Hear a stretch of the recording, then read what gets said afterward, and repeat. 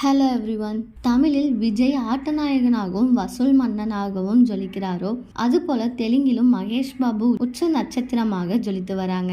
இவருக்கென்று ஏகப்பட்ட ரசிகர்கள் இருக்காங்க. சமீபத்தில் இவர் நடிப்பில் வெளிவந்த குண்டூர் காரம் கலவையான விமர்சனங்களை பெற்றாலும் வசூல் ரீதியாக எவ்வித நஷ்டமும் அடையாமல் லாபத்தை குவித்தது. இதைத் தொடர்ந்து எஸ் ராஜமௌலி இயக்கத்தில் மகேஷ் பாபு அடுத்த படத்திற்கு கமிட் ஆகி இருக்காங்க. இந்த படத்தின் படப்பிடிப்பு அனைத்துமே நடைபெற்று வருது. இந்த சூழ்நிலையில் அப்பாவை மிஞ்சும் அளவிற்கு இவருடைய மகள் சித்தாரா ஒரு தரமான சம்பவத்தை செஞ்சு அனைவரது கவனத்தையும் ஈர்த்திருக்காங்க. அதாவது இவருக்கு மகன் கௌதம் மற்றும் மகள் சித்தாரா என இரு குழந்தைகள் இருக்காங்க. அதில் மகன் அவ்வப்போது குழந்தை கேரக்டர்ல ஒரு சில படங்கள் நடிச்சு படிப்பையும் தொடர்ந்துட்டு இருக்காங்க. அதே மாதிரி இவருடைய மகள் சித்தாரா வெளிநாட்டுல படிச்சுட்டு இருக்காங்க. இந்த சூழ்நிலையில் சித்தாராவுக்கு ஒரு ஆடை விளம்பரத்துல நடிப்பதற்கான வாய்ப்பு கிடைச்சது. அதை ஏற்றுக்கொண்டு நடித்த இவருடைய மகளுக்கு சம்பளமாக 1 கோடி கிடைத்தது.